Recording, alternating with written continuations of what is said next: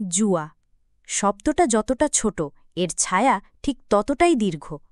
কেউ খেলতে শুরু করে বিনোদনের জন্য, কেউ পালাতে চায় বাস্তবতা থেকে, আর কেউ শুধু একবার জিততে চায়, যে জয়ে হারিয়ে যায় পুরো জীবন।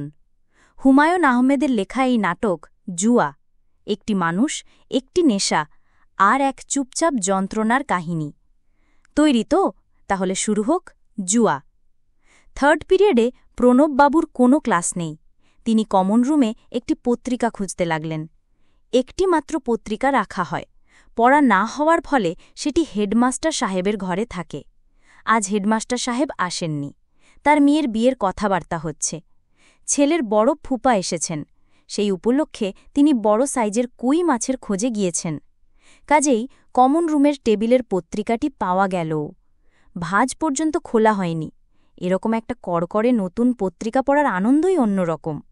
প্রণববাবু কোণার দিকে ইজি চেয়ারে শুয়ে পড়লেন। কিছুক্ষণ পরই তার কপাল দিয়ে টপ টপ করে ঘাম পড়তে লাগল। তিনি ভাঙা গলায় ডাকলেন, বশির মিয়া, ও বশির মিয়া। বশির মিয়া স্কুলের দপ্তরি, সেও হেডমাস্টার সাহেবের সঙ্গে কই মাছের খোঁজে গিয়েছে। কেউ এলো না। ফোর্থ পিরিয়ডে আজিজউদ্দিন সাহেব কমন রুমে পানি খেতে এসে দেখেন প্রণববাবু মরার মতো পড়ে আছেন। প্রণববাবু, কি হয়েছে? প্রণববাবু বিড়বিড় করে কি যেন বললেন, তার কথা জড়িয়ে গেল।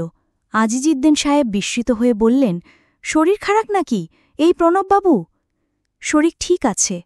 আজিজউদ্দিন সাহেব কপালে হাত রাখলেন। না, কপাল ঠান্ডা, জ্বরজারি কিছু নেই। প্রণববাবু দুর্বল কণ্ঠে বললেন, পানি খাবো, একটু পানি দেন। মাথা ঘুরছে নাকি এই প্রণববাবু? প্রণববাবু ফিসফিস করে বললেন, লটারির রেজাল্ট দিয়েছে। আজিজউদ্দিন সাহেবের ব্যাপারটা বুঝতে অনেক সময় লাগল। রেড ক্রস লটারির 2 টাকা দামের টিকিট সবাইকে একটি করে কিনতে হয়েছে।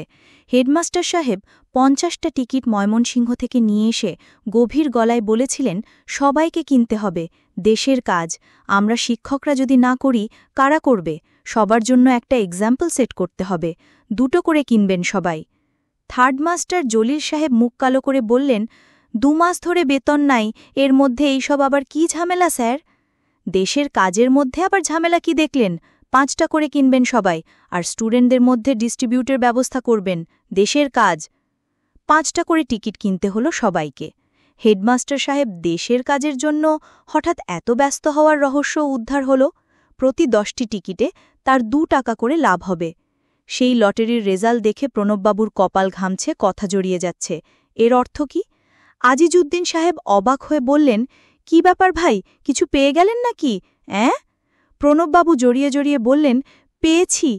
আজিজউদ্দিন সাহেব স্তম্ভিত হয়ে গেলেন। ক্লাস 9-এ তার ইংরেজি গদ্য পড়াবার কথা, তিনি আর সেখানে গেলেন না। প্রণববাবুর পাশের চেয়ারে চুপচাপ বসে রইলেন। দুনিয়াতে কত অসম্ভব ব্যাপারই না ঘটে। প্রণববাবু পরশুদিন তার কাছে 50টা টাকা চেয়েছিলেন। তিনি বলেছিলেন, হাত একেবারে খালি, কোথায় টাকা পাব? গত মাসেও হাফ বেতন হয়েছে। আজিজউদ্দিন সাহেব ক্লান্ত স্বরে বললেন, এরকম ভ্যাবদার মতো বসে আছেন কেন? ফুর্তি টুর্তি করেন? কি ফুর্তি করব? তাও ঠিক, লোকজন এই রকম হঠাৎ লক্ষপতি হলে কি করে ফুর্তি করে কে জানে। রেজাল্টটা কোথায় দিয়েছে দেখি পত্রিকাটি। ক্লাস 9-এর ছেলেগুলো বড় গণ্ডগোল করছে। একজন এসে কমন রুমে উকি দিয়ে দেখেও গেল। আজিজউদ্দিন সাহেব ভ্রু কুচকে লটারির খবর 2-3 বার পড়লেন। তার কাছে কোনো টিকিট নেই। তিনি সবগুলো নেজামের চায়ের স্টলে বিক্রি করে ফেলেছেন। টিফিন পিরিয়ডে স্কুল ছুটি হয়ে গেলেও মাস্টারদের কারো আর ক্লাস নেবার উৎসাহ রইল না। সবাই কমন রুমে শুকনো মুখে বসে রইলেন। স্কুল ছুটি হয়ে যাওয়ায় ছেলেদের জন্য আনা টিফিন বেঁচে গেছে, লুচি আর বুন্দিয়া। অন্য সময় হলে টিফিনের ভাগ বাটুয়ারা নিয়ে উৎসাহী আলোচনা চলত। আজ আর কিছুই জমছে না। ক্লাস 10-এর ছেলেগুলো কমন রুমের দরজার কাছে জটলা পাকাচ্ছিল। আজিজউদ্দিন সাহেব প্রচণ্ড ধমক দিলেন, নাট্যশালা নাকি? যা বাড়ি যা, 2 দিন পরে পরীক্ষা, কোনো হুঁশ নেই, গরুর দল।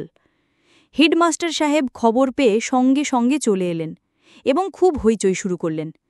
স্কুল ছুটি দিয়েছে কে? স্কুল ছুটি দেওয়ার কি হয়েছে বলেন তো? একজন লটারিতে কটা টাকা পেয়েছে আর এমনি স্কুল ছুটি? পেয়েছেনটা কি? হেডমাস্টার সাহেবের কথায় কারো কোনো ভাবান্তর হল না। অ্যাসিস্ট্যান্ট হেডমাস্টার সাহেব বিরক্ত হয়ে বললেন, কি ভেজর ভেজর করছেন? কে গিয়ে এখন ক্লাস নেবে? অসুবিধাটা কি? আমি তো কোনো অসুবিধে কিছু দেখলাম না। 3 মাস বেতন নাই, তার মধ্যে একজন 2 লাখ টাকা পেলে মেজাজ ঠিক থাকে? 3 মাস বেতন নাই কথাটা তো ঠিক বললেন না। হাফ বেতন হয়েছে গত মাসে। এসএসসি পরীক্ষার কালেকশন হলে বাকিটা পাবেন। ভালো কালেকশন হবে এইবার। বশির মিয়া হেডমাস্টারের সঙ্গে ফিরে এসেছে। সে একটি বড় গামলায় তেল মরিচ দিয়ে মুড়ি মাখছিল। দুপুরে এটাই স্যারদের টিফিন। কেরোসিন কুকারে চায়ের পানি ফুটছে।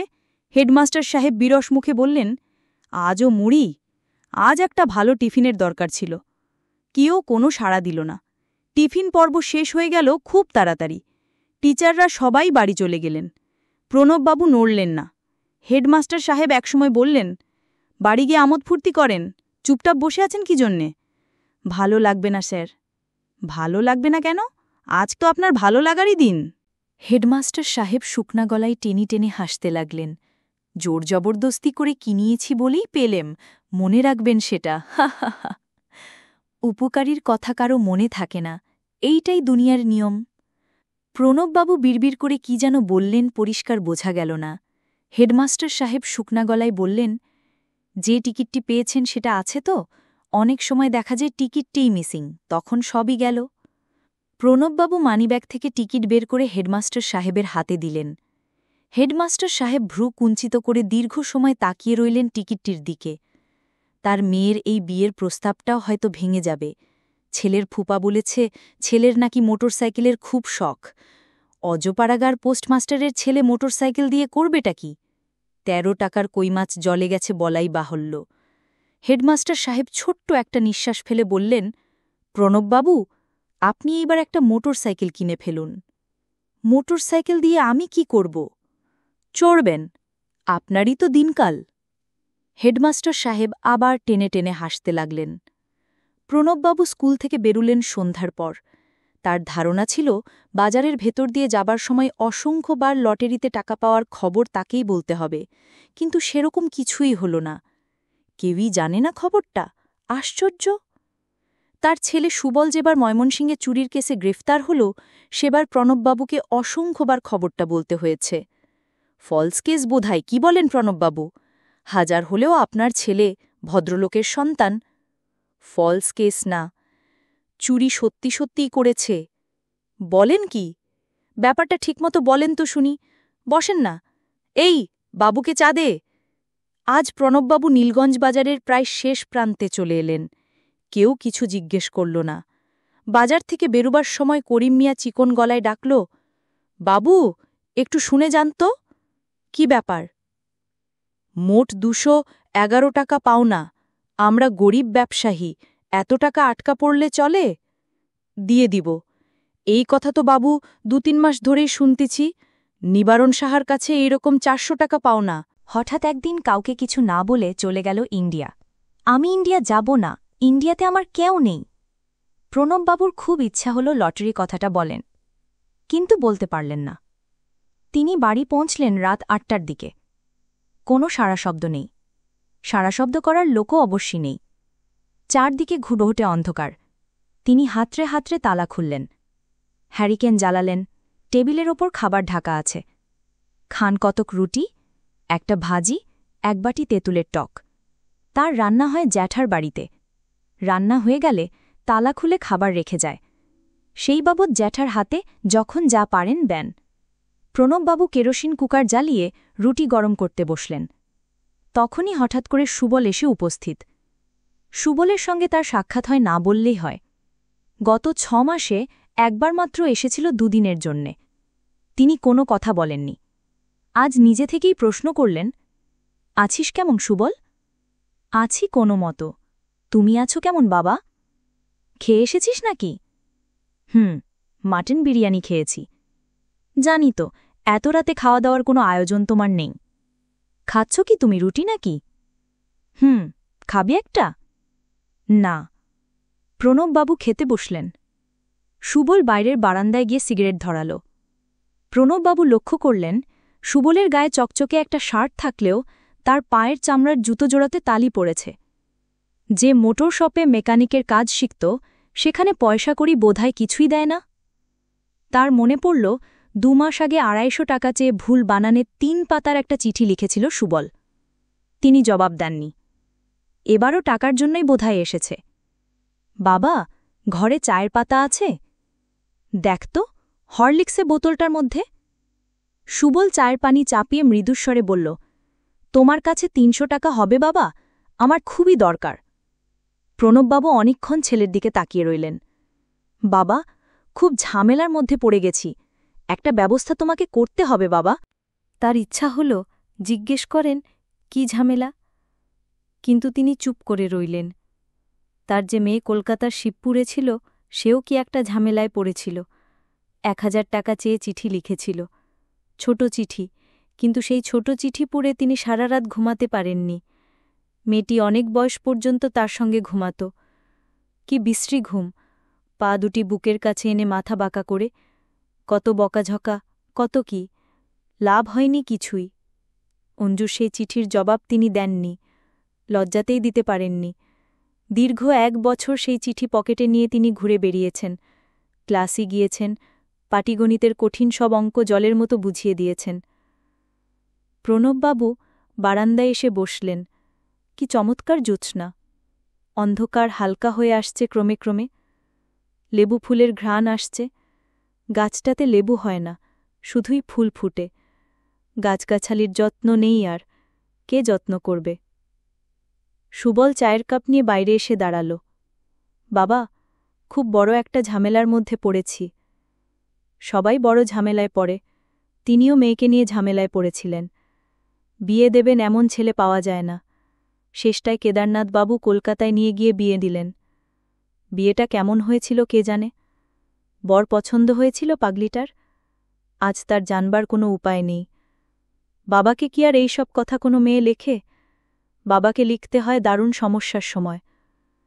সুবল মৃদুস্বরে বলল, বাবা, চা খাবে? চা দেব? দে। চিনি নাই, চিনি ছাড়া চা। দে একটু। সুবল তাকিয়ে দেখল তার বাবার চোখ দিয়ে জল পড়ছে। ব্যাপারটা কি? সে আর চোখে তাকাতে লাগল। মিনমিন করে বলল, ৩০০ টাকা না পেলে বেইজ্জত হবে। সুবল কথাটি বলেই মাথা নিচু করে ফেলল এবং লক্ষ্য করল তার নিজের চোখও ভিজে উঠছে। সে হঠাৎ বলে ফেলল, বড় কষ্ট বাবা। কষ্ট? হ্যাঁ, কষ্ট তো বটেই। প্রণববাবু ছোট একটি নিঃশ্বাস ফেললেন। টাকাটার কি জোগাড় হবে? প্রণববাবু জবাব দিলেন না, চোখ মুছলেন। সুবল বাবার কাছে সরে এল। প্রণববাবু হঠাৎ কি মনে করে সুবলের একটি হাত চেপে ধরে সশব্দে ফুঁপিয়ে উঠলেন। সুবল বলল, কাঁদবেন না বাবা, দেখি একটা ব্যবস্থা আমি নিজেই করব। কাঁদবেন না। মেয়েটারে বড় দেখতে ইচ্ছা হয় সুবল। তিনি ২ লক্ষ টাকার একটি টিকিট পকেটে নিয়ে একজন নিঃস্ব মানুষের মতো কাঁদতে লাগলেন। সুবল বাবাকে ২ হাতে জড়িয়ে ধরে বসে রইল। ৩০০ টাকার তার সত্যি খুব প্রয়োজন। তার নিজেরও ডাক ছেড়ে কাঁদতে ইচ্ছা হচ্ছে, কিন্তু সে কাঁদল না। নিচু গলায় বলল, চিন্তার কিছু নাই বাবা, সব ঠিক হয়ে যাবে। প্রণববাবু ধরা গলায় বললেন, কিছুই ঠিক হয় না। তার কথাকে সমর্থন করেই যেন ঘরের ভেতর থেকে তক্ষক ডেকে উঠল। বাইরে মাছের চোখের মতো মরা জ্যোৎস্না। এটাই ছিল হুমায়ুন আহমেদের লেখা জুয়া, একটি গল্প যা জেতাহারার বাইরেও অনেক কিছু বলার চেষ্টা করে গেছে নিঃশব্দে। আপনি যদি এই গল্পটা মন দিয়ে শুনে থাকেন, তাহলে নিশ্চয়ই কোথাও গিয়ে একটু থেমে একটু ভেবেছেন, জীবনের কোন খেলায় আমি নিজেকে প্রতিদিন হারাচ্ছি? শ্রোতাদের প্রতি কৃতজ্ঞতা জানিয়ে বলতে চাই, ধন্যবাদ আমাদের সঙ্গে থাকার জন্য। ভালো থাকুন, গল্পের সঙ্গেই থাকুন। শীঘ্রই শোনা হবে আরেকটি গল্পে।